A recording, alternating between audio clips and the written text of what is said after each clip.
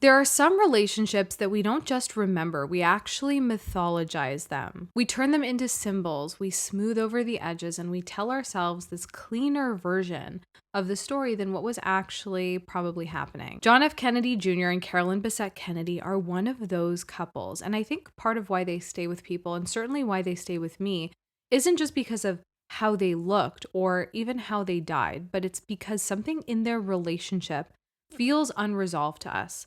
Like we never really got to understand what was actually happening between them. So that's what I want to do today. I'm not going to retell the story the way it's usually told, but I want to look at it clinically through attachment, through systems, and through the psychology of identity formation, regulation, and relational dynamics. But before we get into that, my name is Connie Pearl. I'm a psychologist in training, and I've spent the last 15 years studying relationships, trauma, and human behavior across clinical psychology, attachment theory, CBT, psychodynamic, and systems frameworks. And what I've realized over and over again is that people don't actually understand relationships. Not really. We understand feelings, stories, even chemistry, but we don't understand the underlying systems that are actually driving our behavior in relationships. And that, in essence, is my mission, to help you understand yourself and your significant others better. Because if you don't understand what's actually happening, you can't change it, you can't choose differently, and you can't build something better. So this podcast is a space where we slow things down. Sometimes we'll look at real relationships, sometimes it'll be cultural dynamics, and even case studies like this one from celebrity culture, but always through a psychological lens. Because relationship health, not just love, but healthy love, is at the core of everything I care about. And it's actually been proven scientifically, especially from Harvard's 2023 longitudinal study, that relationships are what determine the quality of your life more than anything else. Who you choose, how you attach, what you tolerate, what you avoid. So whether you're here because you're curious about this couple or you want to get better at relationships yourself, I'm so glad you're here. So let's start with him, John F. Kennedy Jr. He's born into one of the most powerful families in the world. And I think that's important, not just as a fact of history, but psychologically, because from the moment that he's born, he doesn't get to be a child. He's already carrying, infused with this meaning that we are all attributing to him. There's that image. It's the one that everyone knows of him saluting his father's casket at 3 years old. And I always come back to that moment when I think about him because we have to consider, what does that actually do to a nervous system, to a child, to be grieving at 3 years old and simultaneously being watched by the whole world? From a developmental and attachment perspective, that's not really neutral, that's kind of formative. And it's a moment where emotion becomes something that is not just felt, but that is performed, right? It's regulated externally. It's witnessed publicly. And then his life continues in that direction. He grows up with immense privilege and profound loss at the same time. And those two things together create a very specific kind of psychological environment. On one hand, he has great access to opportunity and admiration, but on the other, there is this grief and pressure and expectation that weighs heavy. Now, layer onto that the fact that, according to reports, he struggled academically. There are claims that he was diagnosed with ADD and dyslexia and was prescribed Ritalin.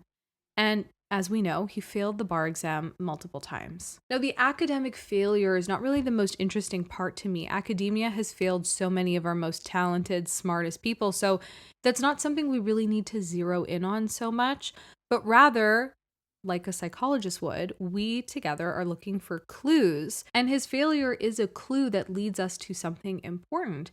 It's not about his academic struggle, but rather it's about what it represents for him specifically in his clinical presentation. If you are someone whose identity is tied to legacy, to intelligence, to being a Kennedy, then struggling cognitively and academically, it's not just frustrating, it's quite destabilizing for someone. From a clinical perspective, ADHD, if that diagnosis is accurate, and I do suspect that it is not just about attention deficit, it's also about regulation, emotional regulation, impulse control, sustained focus under pressure, the ability to judge. And I find myself wondering, This is where I'll stay a bit tentative because, again, we're working with limited data. But what happens when someone with those vulnerabilities is placed inside a system that demands near perfection from him, from his performance? Does that person overcompensate? Do they seek environments where they feel more in control? Do they gravitate towards intensity because that intensity is easier to track than stability, perhaps? Now, I don't have a clean answer to that, but I think the question itself is important to ask, and it's important we think and fantasize about what his life might have been like. Now for Carolyn. Carolyn Bessette came from a very different world, not political royalty, and not raised with that same level of scrutiny. She worked in fashion, she worked for Calvin Klein, and everything about her presentation, at least publicly, suggests something very different from JFK Jr. She's controlled, she's private. There's a kind of emotional containment to her. And again, I want to be careful not to over-pathologize, but from an attachment perspective, when we see that level of control and privacy, we often think of, maybe an avoidant strategy where closeness is overwhelming to her. Maybe autonomy is prioritized over other things in her life, and her emotional exposure is very likely limited. So now we have these two people, one raised in exposure and one oriented towards privacy. And then the media, the culture calls it a perfect match in the tabloids because of their beauty together. And I'm not so sure it is. I think sometimes what we actually assume is compatibility is really just sort of chemistry, but layered with difference that eventually pops up in the relationship later on. Difference can be very activating. It's very compelling, but it's not always regulating in relationships. And I think sometimes that compatibility is actually just a mutual fascination. And fascination carries the relationship for a while, right? But it doesn't regulate it. What starts to happen, and we see this clinically all the time, is that difference becomes a stressor in relationships. Not immediately, not at the beginning of the relationship. At first, it's exciting. You're drawn to the other person because they have what you don't. And they feel grounding, or maybe they feel expansive. Maybe it's calming, or maybe it's like really electric. But over time, those differences between you begin to start feeling like friction in your relationship. And this is where it's important to bring in kind of an EFT lens, emotionally focused therapy, because if you strip away the glamour and the media and the mythology of this couple, what you find is that relationships like this usually represent a very classic pursuer-distancer dynamic. One partner will move toward while the other partner moves away, and it's not necessarily a conscious dance.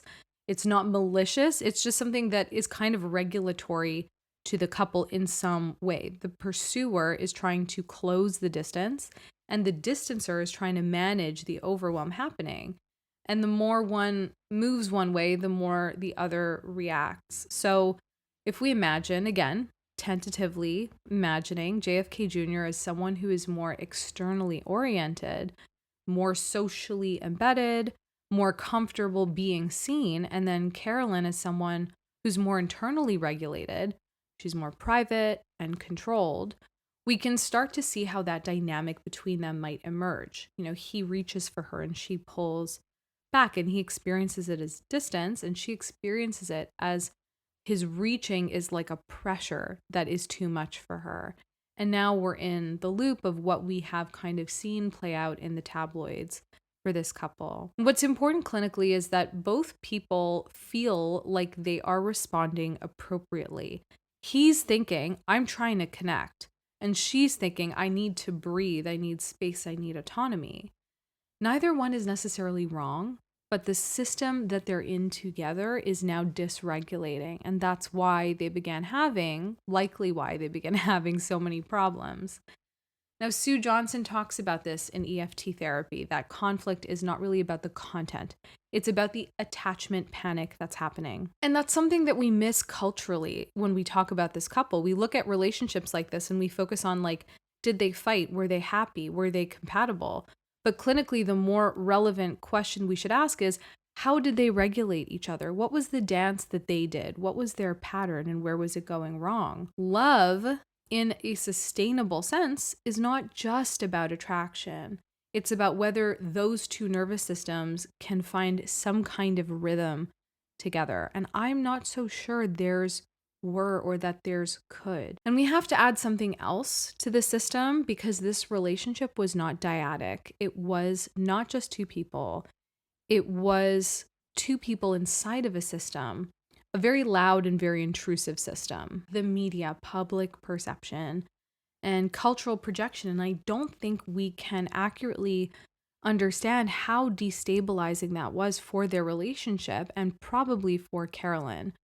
Because now it's not just how do I feel in this relationship? How do I feel with my partner? It's how do I feel in this relationship while being watched and interpreted and scrutinized by millions of people. From a systems perspective, that introduces this third force into the relationship, this constant, ever-present observer. And observers change our behavior. We know this from psychological studies. You start performing, even subtly. You become aware of how things look and you edit yourself, you manage perception, and over time that creates a bit of a split between the private relationship and the one that is shown in public. And I think, again, tentatively thinking, I think that Carolyn probably felt that. There are reports that she was deeply uncomfortable with, the level of attention that their couple was getting. She felt exposed. She struggled a lot with the paparazzi. And it makes sense because if your baseline regulatory system is privacy and your environment removes that completely, you don't just feel uncomfortable anymore. You feel totally unsafe. And then your partner, the person who is supposed to be your primary attachment figure, is someone who is so deeply embedded in that system. In some ways, he also benefits from it, right? He almost enjoys it.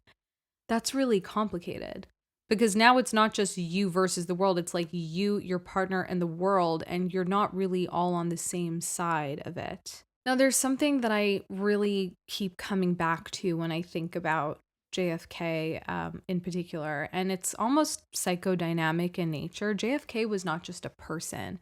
He was a symbol. And when you're in relationship with someone who is a symbol, you're not just relating to them, you're relating to what they represent.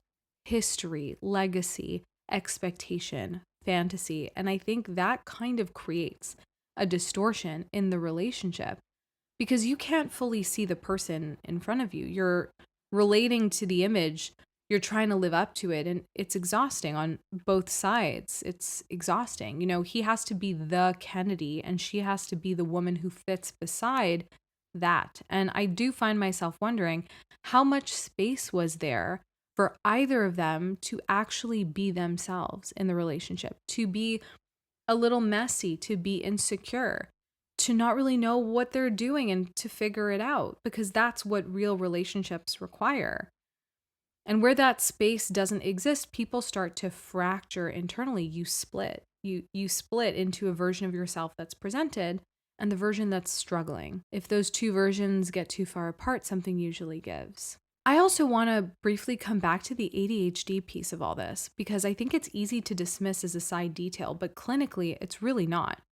If JFK Jr. did struggle with attention regulation, impulse control, and sensation seeking, that has relational implications. That means something for their relationship. ADHD is associated with difficulty and sustained attention, emotional reactivity, impulsivity, a need for stimulation. And I'm not making any definitive claims here, but I am thinking about the patterns that we saw through their relationship. When you combine a dysregulated internal system with high external pressure, a relationship that's already strained, you don't get stability. You get a really intense, volatile environment.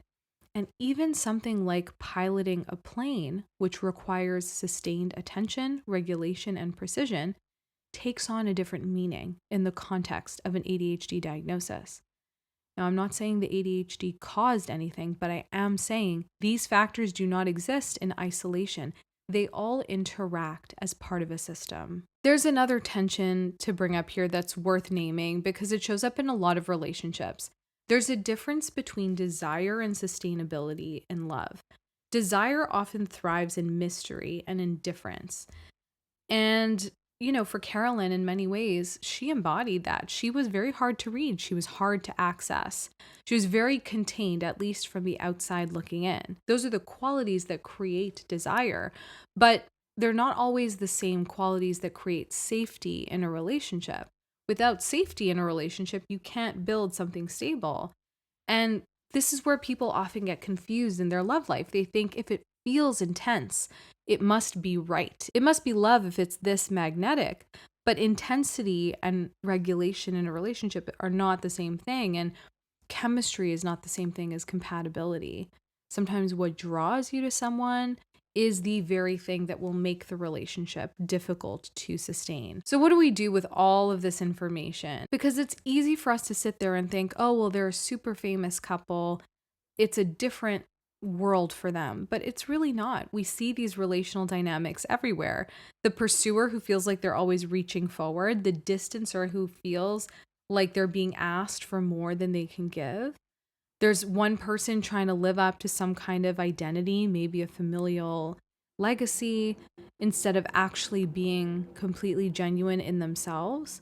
And there's relationships that look perfect on the outside that feel really misaligned from the inside. And I think one of the most important things that we can do is learn how to see those patterns clearly in our own lives, in our own relationships, not to judge them or pathologize them, but to understand them. Because once you see the system you're in, you have a chance of changing it for something that you actually want. You can ask, how am I moving? Am I moving forward or am I moving away? Am I asking for connection or am I protecting myself from overwhelm? Am I relating to my partner or am I relating to what they represent? And those questions, when asked properly, really start to shift things. I don't think that JFK Jr. and Carolyn Bessette were a fairy tale. I think they were two people with a very real psychological pattern in their couple and very real psychological patterns in themselves, trying to love each other inside a system that made it incredibly difficult for them to do so. And I think what stays with people is not just their beauty, it's that tension. It's that tension that feels familiar to all of us too. The sense that something was there, but it wasn't working. What a universal experience for all of us in relationships. And we don't always like to sit with that. We don't like to think about that. It challenges our idea of love as this beautiful, magnetic, easy thing. But clinically, love is not enough. Regulation matters. Attachment matters. Environment matters. Identity matters. And how all of these things intersect in the system matter a lot. When those things aren't aligned in your relational system, even the most compelling relationships with the most chemistry and beauty can still struggle too. Episodes of Connie Pearl Psychology are released every month. Subscribe to my Substack, conniepearlpsychology.substack.com, to have each one delivered straight to your inbox. And if you're ready to go deeper, join Velvet, the world's first relationship intelligence platform, at velvetapp.ai, where you can optimize your relationships. Loving smarter has never been so easy.